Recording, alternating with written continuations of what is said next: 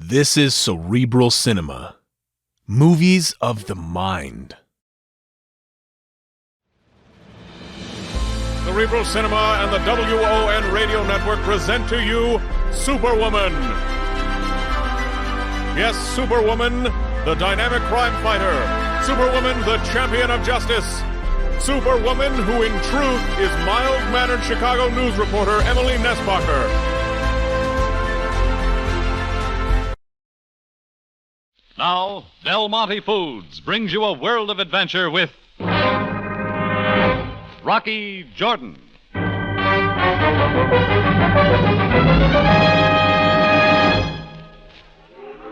Call it a fixation, the way a lonely American in a city like Cairo haunts the railroad station or the airport, just to feel he's a little closer to home. This time I was at the Nile docks. It's always a great show, the pageantry, gay colors, honking taxis swarming the curb of the Nile Drive. 10 dragomen and a dozen beggars for every tourist. But it seemed like a picture that I wasn't a part of, till suddenly a girl ran out of the crowd toward me. Darling! Oh, darling, it's been so long. She was blonde, American, and beautiful, but her eyes were sheer panic as she threw her arms around my neck and the kiss was square in my lips. I knew you'd be here to meet me, darling. Have another look, lady. You might have the wrong man. No, wait. Hold me for just a moment. It's a pleasure, but what happens when the right fella shows up? Please, just hold. So I did. Her arms clung tightly to me, her head hidden on my shoulder.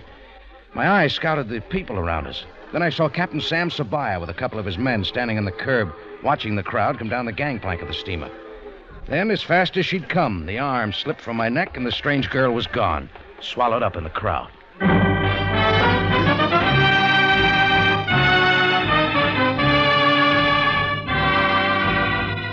Del Monte, the brand you trust for flavor in so many good foods. Yes, Del Monte, the best-liked brand of canned fruits and vegetables in the whole wide world, takes you now to the Cafe Tambourine in Cairo, gateway to the ancient East, where modern adventure and intrigue unfold against a backdrop of antiquity. Tonight's Rocky Jordan story, Cairo Tour.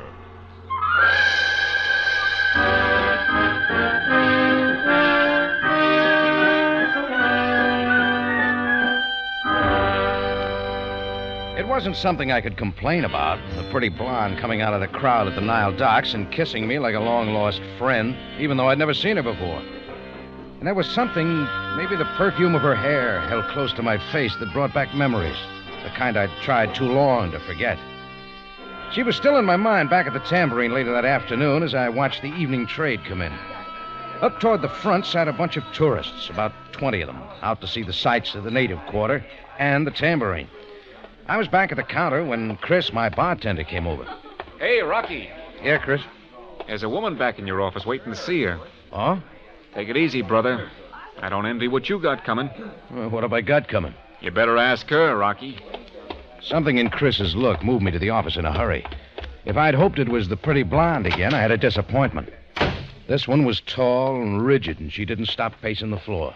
Mr. Jordan, I am Hilda Courtright of the Happy World Tourist Agency. This a personal visit, Mrs. Courtright? Miss Courtright. And I demand to know the meaning of this. I demand to know. Do you hear, Mr. Jordan? Maybe you could make more sense sitting down, Miss Courtright. Very well. Now, I conduct a travel tour from the States. I brought 20 tourists here to your cafe this evening, as I do every year. Your Tambourine has a certain reputation. Okay. So you brought them slumming. Call it what you like. They spend their money here, and what thanks do I get? What do you want, 10%? Enough of this, Mr. Jordan. Experience has been a great teacher for me. I know what happens to some girls away from home with preconceived ideas about desert excitement and romance. This is getting too good. The point is, Mr. Jordan, that one of my clients is missing. She took one look at you when you came in, ran out the Tambourine door, got in a taxi, and was gone. She's been acting strangely all day. Look, Miss Courtright, it's the rush hour. If you leave the name and address, I'll let you know what turns up. See that you do. My client is Marcia Palmer of Cincinnati. We're at Shepherd's Hotel. I'm personally responsible for my charges, and I intend... All right, describe the girl if you want to. Well, she's blonde and pretty. Very pretty. Mr. Jordan. Yeah? This girl is a very beautiful young lady, and something tells me you not only have seen her, but you're lying to me. Now, how'd you figure that out? For one thing, Mr. Jordan, you should be more careful with the lipstick on your collar.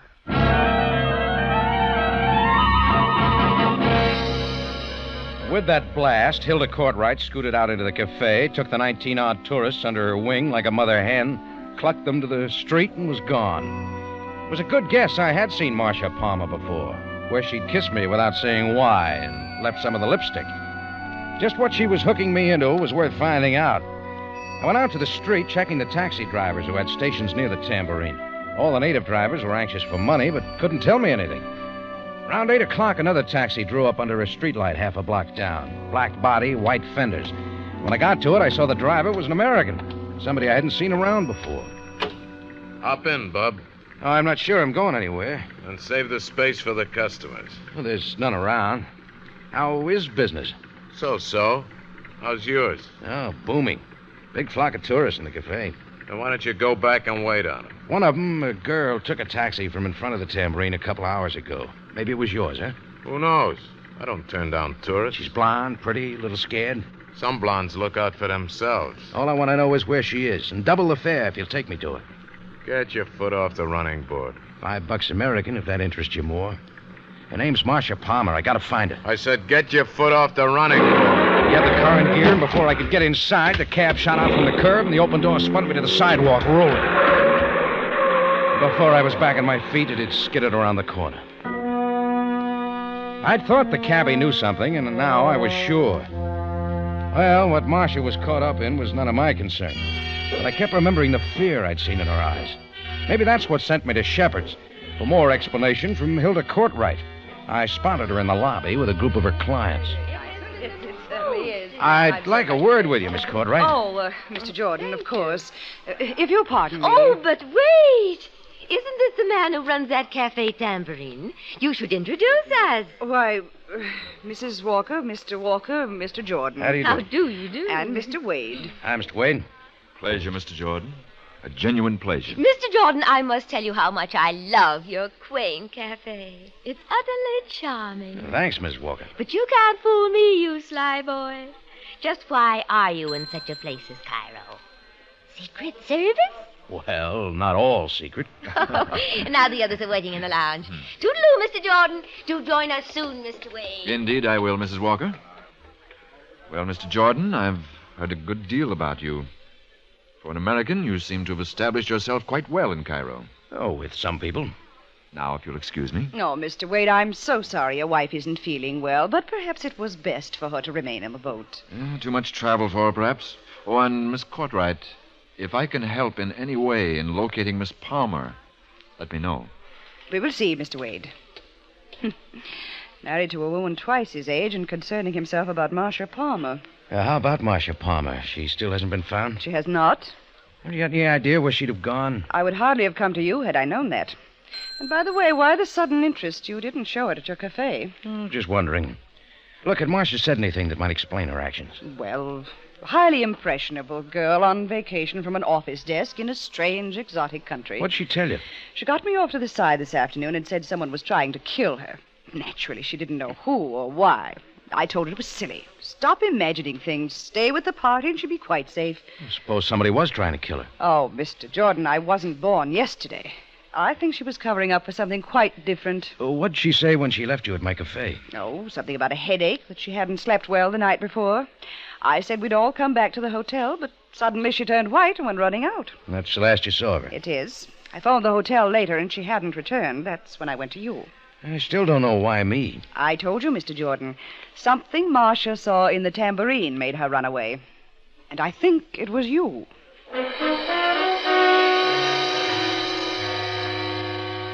We said goodbye. I didn't want to go over all that again. Well, the thought of a pretty American girl lost in Cairo wouldn't help my sleep, so I started out looking. My one lead was an American driving a black cab with white fenders. It turned out to be one of a small fleet operated around the native quarters. A beggar near the Tambourine told me he'd seen such a cab turn toward the Mooski sector. I drove my car that way and for an hour toured the dark, winding streets of the Mooski. Another beggar's tip sent me down the Sharia Gutan. Finally, I spotted a parked cab that looked familiar. I parked around the corner and walked carefully back, every step echoing against the overhanging walls. There was a man behind the wheel, and this time the cab's motor wasn't running. I moved up quietly on the driver's side. Sure enough, the driver was the same, the American. I want to talk to you, hear me? Come on, wake up, wake up. I pushed on his shoulder, and his body slumped hard across the wheel. The horn opened up, splitting the Cairo night like a keen-edged knife. But the driver didn't move. He never would again.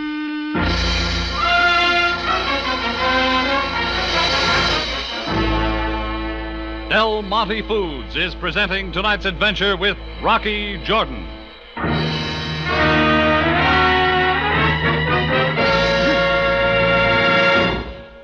Here now is Larry Thor.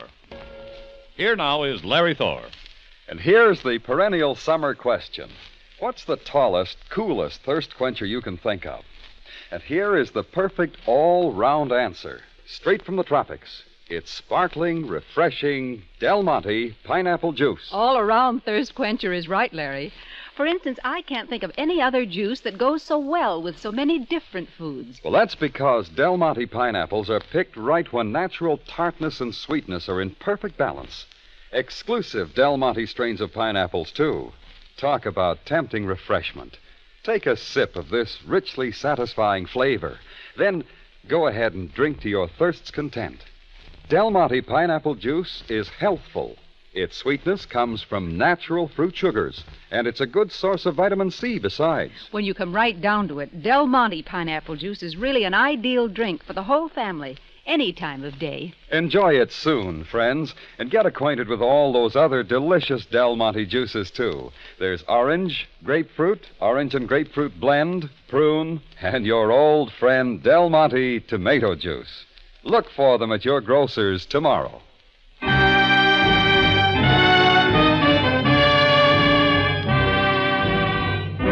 Now we take you back to Cairo and tonight's Rocky Jordan story, Cairo Tour.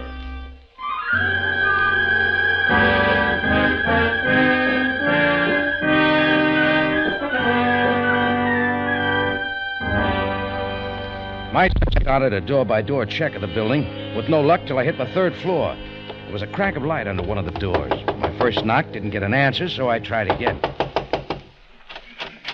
Who is it? We can talk better inside. No, please, I can't let you. No kiss for me this time, Marcia? What's happened between us?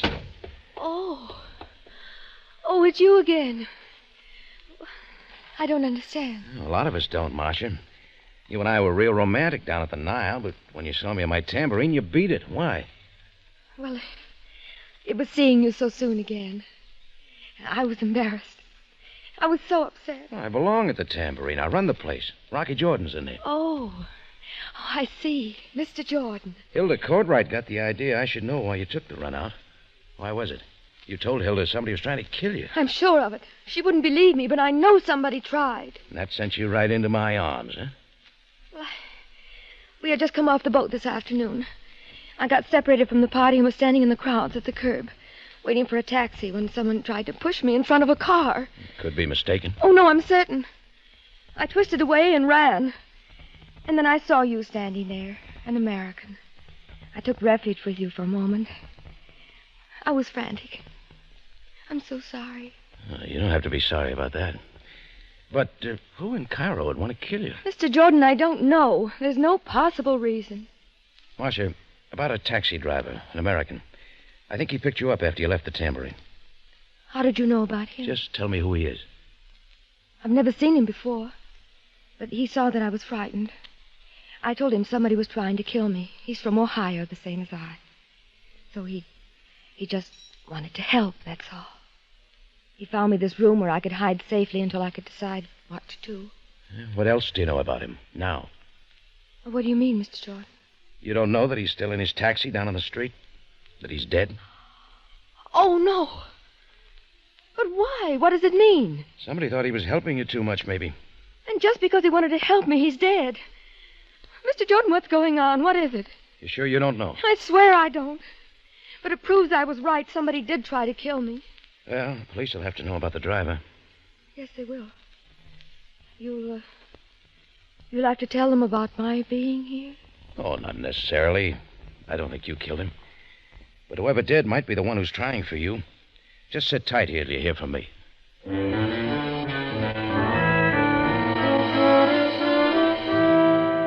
I made it to a payphone, and a call to headquarters brought Captain Sam Sabaya and his men. While they took care of the driver, Sam asked a lot of questions. Then a little later in his office at headquarters, where he kept looking through his files, he asked some more. Now, again, Jordan, about your strange encounter with Marcia Palmer at the Nile. It was shortly after the boat had docked this afternoon. I think so, Sam. Hilda Courtwright, the leader of the tourist party, says Marcia had the idea somebody was trying to kill her. Yet Miss Courtwright did not come to the police about Miss Palmer's disappearance. Miss Courtwright didn't believe any of it. They want the police left out. Makes bad publicity back home. You Americans and your publicity. Now, Jordan, about the present whereabouts of Marcia Palmer. Look, about the cab driver, Sam. Did he have a police record? Was he involved in any crimes? No, not since coming to Cairo. Is that his file there, Sam? No, Jordan. This is a file on a woman. And before you consider any notion of aiding a woman in distress, you might first consider these facts. Something new? Unfortunately, the facts are not complete. There is no description. But this much we know through international police work, that a criminal was to arrive by boat from America today. One intent on an illegal oil manipulation with a fortune in American money. Big oil stuff, huh? Just what's that got to do with the missing secretary from Cincinnati? Jordan, it may interest you to know that the money behind this oil scheme is from a woman. Does it occur to you who this woman might be? The one who has disappeared, perhaps? Sam turned to put the file folder away, and I told him good night. Outside, I tried to walk it off along the Sharia Moss, wondering if I'd been wrong again. Wondering how I really felt about Marcia. Then matching footsteps half a block back told me I was being followed. So somebody had me marked, too. I started to duck for an alley. And that's what saved me. The shots hit the wall where I'd been a second before. I held it till I heard footsteps running the other way. As I got out into the street, the figure was already swallowed up in the darkness. It dawned on me then, if the killer could tail me so well, he might have found Marcia. I got back to my car and drove fast back into Mooskie's sector, where Marcia was staying. I knocked at the door, didn't get an answer. I smashed the lock and went in. The room was empty. Well, all I could do was drive back to the Tambourine, and I made it quick. Chris had closed up for the night. I parked and decided to go in the front way. Marcia. Rocky! Oh, Rocky! Ah, you're back to your first routine, Marcia. I'd like that better. So do I. Come on inside. I just came from your hotel. Why didn't you stay there? Oh, I just couldn't, Rocky. I was too frightened there alone. I knew if somebody could find that poor taxi driver, they could find me. So I slipped out the back way and came here. You know, you got to get a hold of yourself. I know. But it's been such a terrible trip. I wasn't well on the boat. I must have sleep. It's driving me insane. I haven't slept in 2 nights. Why not? Well, the people in the stateroom next to mine quarreled all night. I couldn't hear what they said, but it was loud enough to keep me awake. Now I guess I'm too keyed up. You've got to forget all that's happening for a little while, Marcia. I wish I could. But how can I, Rocky? You always find quiet in the desert. I'll take you there.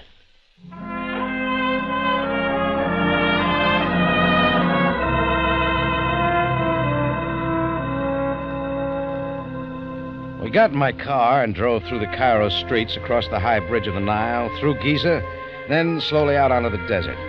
There we parked and watched the full moon come up. That washed the pyramids and turned the sand gleaming white. We talked about everything but murder. Marcia was beginning to forget. St. Louis. I've been there once or twice, Rocky. Yeah, it's not a town a fellow forgets. No. But you haven't been back for so long. Why not?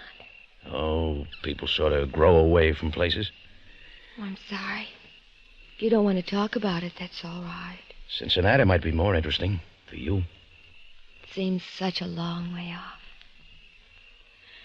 Rocky. What did the police say about what happened to the taxi driver? You're not going to think about that. Not tonight. All right, Rocky. Not tonight.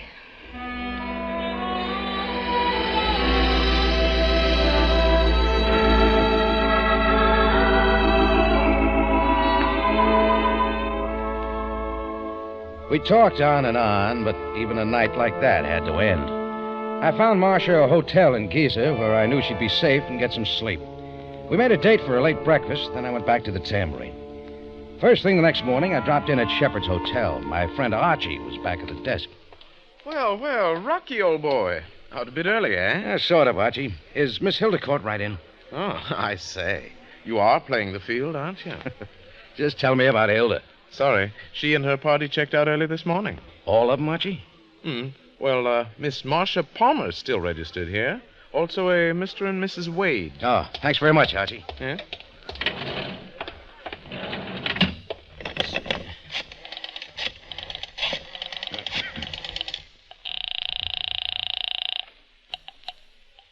Police headquarters, Sabaya speaking. Hi, Sam. It's Rocky. Good morning, Jordan. Listen, do you have anything more on the death of that cab driver? Only one thing. A woman's purse was found between the cushions in the back of his cab. You know whose purse it is? Indeed we do, Jordan. The name in it is Marcia Palmer, and I have put out a general alarm for her.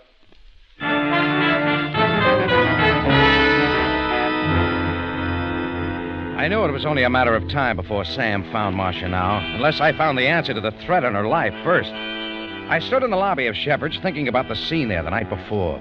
Hilda Courtwright and her party. Mr. Wade, whose wife was ill and had remained on the boat. Then it hit me full blast. 10 minutes later, I was at the Nile docks boarding the ship that had brought the tourist party to Cairo. The purser made it just hard enough. I am sorry, Miss Marcia Palmer is with her party. She will not return to the boat until this evening. Oh, well, I'll be back later. So what's her cabin number? Cabin 201. And the cabin occupied by Mr. and Mrs. Wade, more friends of mine. Cabin 202. Oh, right next to Marcia's, huh? How did you guess? That was enough to get me moving, not off the ship, but down below. Some good American money was enough to convince the cabin boy he should unlock the door for me to the Wade cabin. Once inside, I snapped on the lights and looked around. The usual suitcases, large steamer trunk. I noticed the man's clothes were mostly gone, but the woman's were all there. I kept searching the cabin, always coming back to that trunk. Finally, I knew what I had to do. It took a couple of minutes to crack the lock on the trunk, and I had it open. There, wedged inside, was the body of a woman. Surely that of Mrs. Wade. So it's you, Mr. Jordan.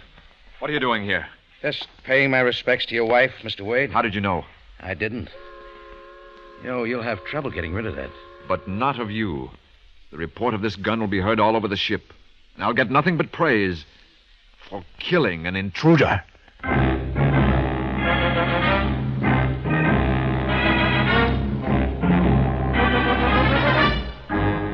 In just a moment, Rocky Jordan returns to conclude tonight's story.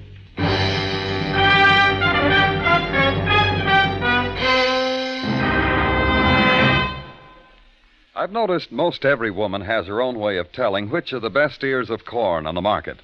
But that's something you don't have to worry about when you buy Del Monte Golden Whole Kernel Corn.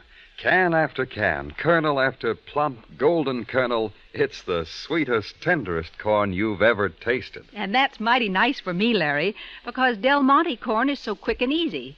Not only that, but it's thrifty, too. Yes, 1 can of Del Monte vacuum-packed golden whole kernel corn serves 4 people, and serves them wonderfully. You see, Del Monte raises remarkably good corn from strains developed by Del Monte for Del Monte. It's grown for higher natural sugar content, for extra thin-skinned kernels, too. Surely you've never known sweeter sweet corn, and those kernels are tender as butter. If you prefer cream style, then please don't miss Del Monte cream style corn. Smooth, thick, rich in kernels, it's immensely satisfying. Both styles are great favorites with us, Larry, but that's only natural. They both have that same grand Del Monte flavor. For summer corn at its finest and its easiest, friends insist on Del Monte corn, whole kernel or cream style. It's well worth your while. Back now to Rocky Jordan for the conclusion of tonight's story.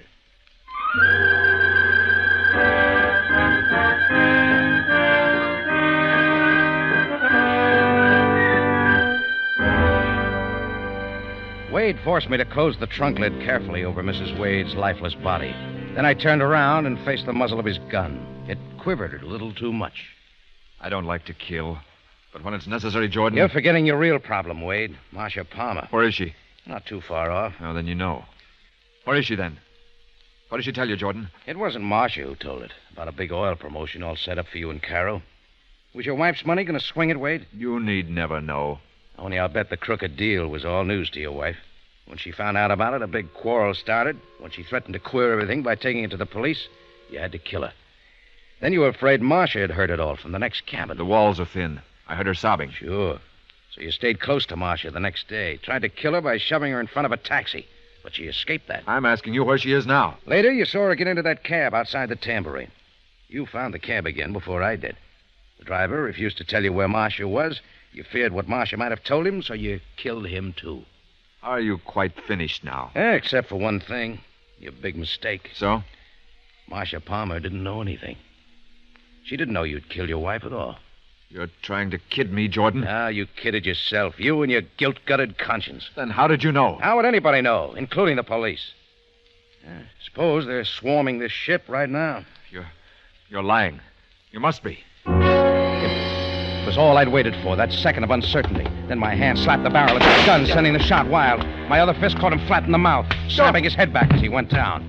And all that was left was for Sam to come and take him away.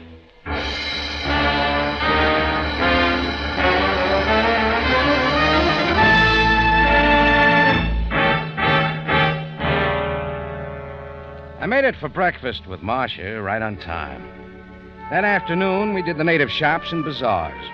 Later, I showed her the Citadel by moonlight. Finally, Marcia and I sat at a table at my Tambourine over coffee. Rocky, my boat sails in the morning. Yeah. Too bad you couldn't stay a while longer. Yes. It's been wonderful. In spite of the unknown danger. In spite of the horrible tension. Oh, Marcia, in Cairo, there's always the in spite of. I don't quite understand. A girl living in Cairo, around here, close to the native quarter, see too much of danger. Is that the way a man asks a girl to stay? No, don't answer. You don't need to. And you won't be coming back to the States, I suppose. Oh, no plans? Well, here you are, Miss Palmer. Here you are indeed. I might have known. Oh. Yes, Miss Cartwright, here I am. Well, the party's ready. Come now. We've had enough of this dilly-dallying. Yes, Rocky. I suppose we have had enough of this. Sure. Goodbye, Marcia. Oh. Goodbye, Rocky.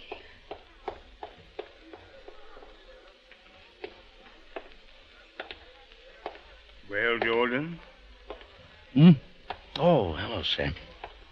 Miss Palmer is a most fortunate girl. Yeah? Why? Well, after all, it is not every girl who gets the benefit of your personal Cairo tour.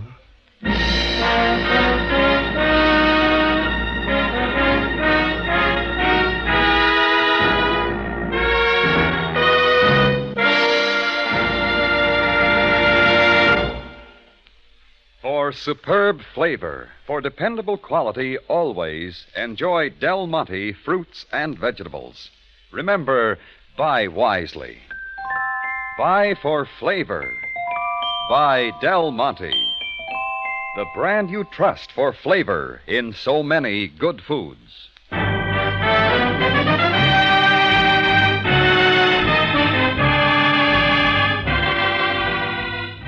Rocky Jordan, written tonight by Gomer Cool from a story by William Frug, stars Jack Moyles in the title role with Jane Novello as Sam Sabaya, and is produced and directed by Cliff Howell, with original music composed and conducted by Richard Arant. Remember, you have a date next week at the Cafe Tambourine, run by Rocky Jordan. Same time, same station. And the story is The Money Changers.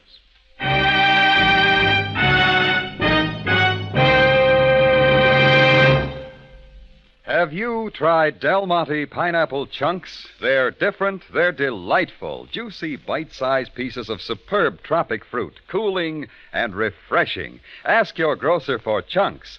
Del Monte pineapple chunks. Ask him tomorrow.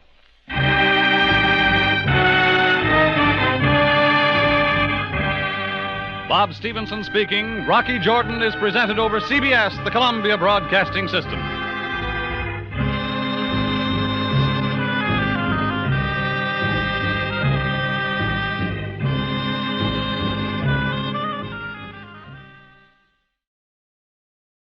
Cerebral Cinema hopes you have enjoyed this movie of the mind.